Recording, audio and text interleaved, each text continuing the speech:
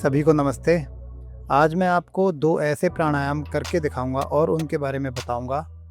आपके शरीर में वात बढ़ रहा हो या पित्त बढ़ रहा हो या कफ बढ़ रहा हो, पहला प्राणायाम तो तीनों में ही अत्यंत लाभकारी और गुणकारी है।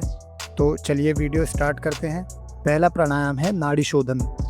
ये प्राणायाम अनुलोम विलोम का ही एक एडवांस प्रकार है, जिसके अंदर आप अनुलोम विलोम की तरह ही स्टार्टिंग में दाईं नासिका को बंद करके बाईं नासिका से श्वास लेते हैं और फिर कुंभक बनाते हैं। यानी कि श्वास ली, कुंभक बनाया, ब्रीथ होल्ड करी, उसके बाद में दाईं नासिका से श्वास छोड़ी, फिर से बाईं नासिका को बंद करके दाईं नासिका से श्वास ली और होल्ड करी, उसके बाद बाईं नासिका से श्वास छोड़ी।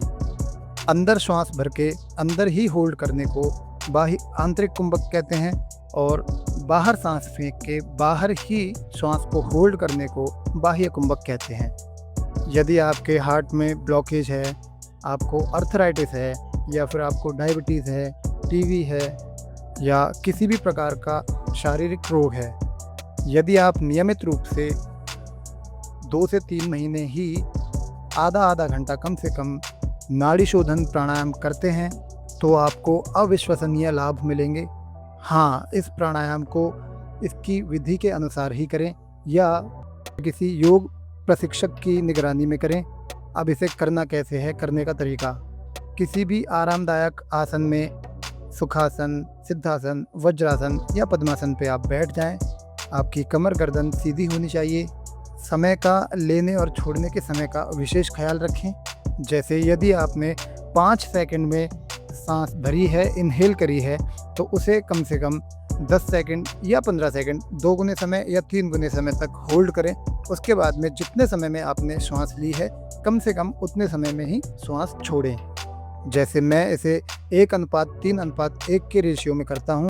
अगर आपको किसी भी प्रकार का स्ट्रेस है या आपको एंजाइटी है या आपको मेंटल डिसऑर्डर है, तो आप इसको कम से कम आधा घंटे नियमित रूप से रोज़ाना सुबह खाली पेट करेंगे तो आप उसका देखेंगे कि 1-2 महीने में किस प्रकार से लाभ मिल रहा है। आज का दूसरा अभ्यास है शीतली प्राणायाम। शीतली प्राणायाम, जैसा कि आप नाम से ही समझ पा रहे होंगे, शीतल रखने वाला। यदि आपके शरीर में पित्त से संबंधित कोई भी रोग है या त्वचा रोग है, प्यास बहुत ज़्यादा लगती है, शरीर संतुलन में नहीं रहता, गर्मी बहुत ज़्यादा लगती है, तो ऐसी स्थिति में आप शीतली प्राणायाम भी करें। ये प्राणायाम जनरली गर्मियों में ही किया जाता है। इसे करने की विधि भी सेम ऐसी ही है। आप किसी भी आरामदायक स्थिति के आसन में बैठ जाएं और अपनी जीभ को दोनों होठों के बीच में इस प्रकार से गोलाकार बनाएं। गोलाकार बनाते हुए मुंह या जीभ के थ्रू ही सांस अंदर भरें। ध्यान रखें, पूरा मुंह नहीं खोलना।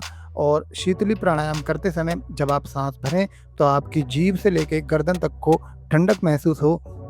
जब पूरी सांस भर जाए तो उसे कुछ देर के लिए, कुछ सेकंड के लिए अपने अंदर ही आभ्यंतर कुंभक बना के होल्ड करें। उसके बाद में नॉर्मली नाक से सांस छोड़ दें। इस अभ्यास को आप 7 से लेकर 10, 11 या 15 बार तक अधिकतम कर सकते हैं। कफ प्रकृति वाले लोग इस प्राणायाम को न करें या अपने योगाचार्य की निगरानी में ही करें। तो आज के ये 2 मुख्य प्राणायाम थे। आशा करता हूँ आपको मेरी वीडियो पसंद आई होगी। यदि वीडियो पसंद आई हो तो मेरे चैनल को लाइक करें, कमेंट करें, शेयर करें और सब्सक्राइब करें। धन्यवाद।